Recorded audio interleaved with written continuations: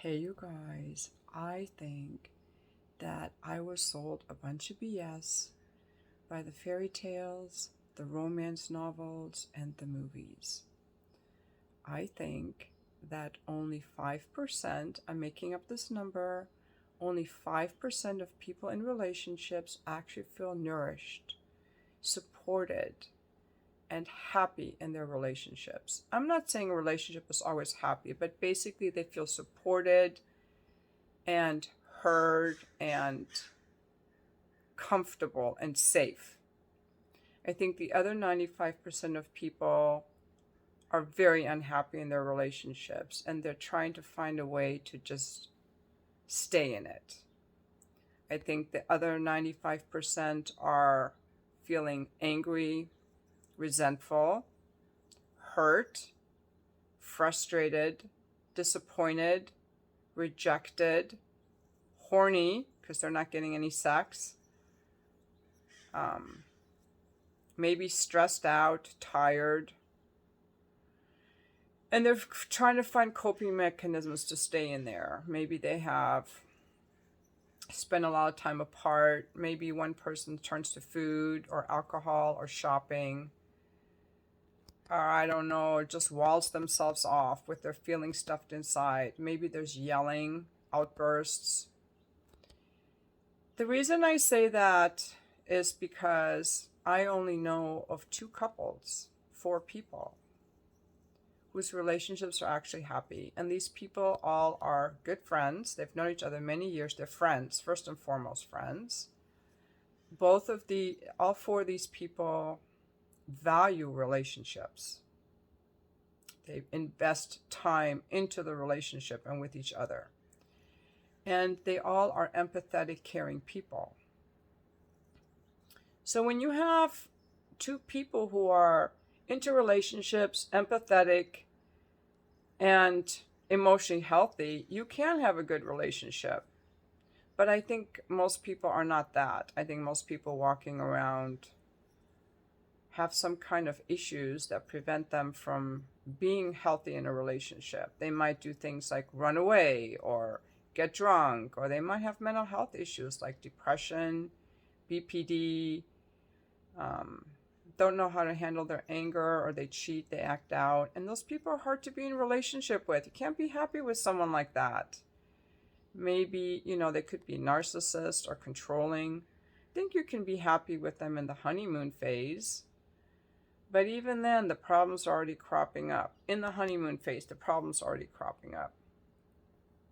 This is not to discourage you guys. You could be in the 5%, and my numbers could be way off. Maybe 40% of people are happy. But I really think we've been sold a lot of goods, and people used to get married because they had to. Women needed a provider, and people wanted children, and men could still provide. Well, most men can't provide today. So now people are marrying out of friendship, love, or friendship. Are you a good friend? Do I like you as a friend? And not that many people are capable of being good friends, in my opinion. So I've come to see that me being happy and comfortable alone isn't a downside. It doesn't mean that I'm closed off to relationships.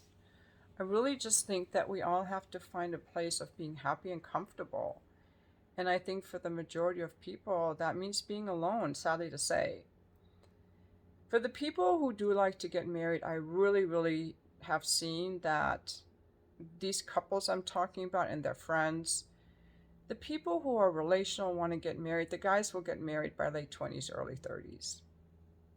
And so if they usually marry a woman around the same age or a few years younger, I'm saying that if there are ladies who want to get married, by the time they're in their early 30s, it's going to be harder to find someone. It can still happen, but the guys that are marriage material, that want to get married, that want a family, they got married.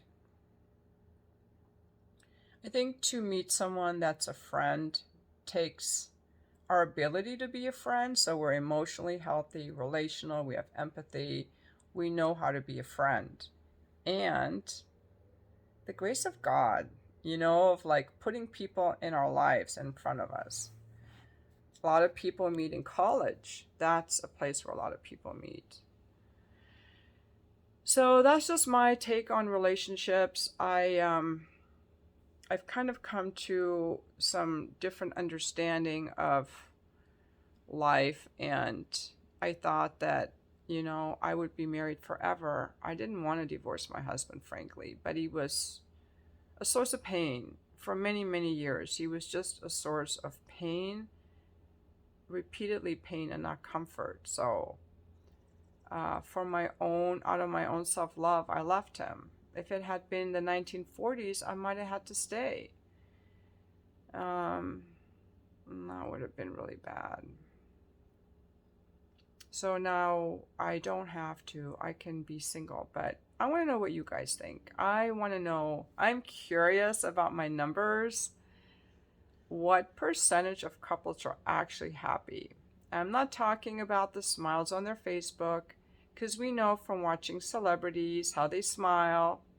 They have their happy family photos, but behind the scenes, an affair just came out or divorce was pending.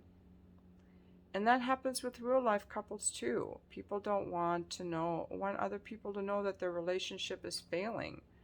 They don't often even want to admit it to themselves. What they got themselves into or what's going on. It's embarrassing. So people hide that stuff, just like they hide their alcoholism. So, yeah, I think only 5% of people in their relationships find it a place of comfort, peace, a home in their relationship. I think for the other 95%, it's a source of distress. But I want to know what you think. I'm very curious. Thank you for watching my video.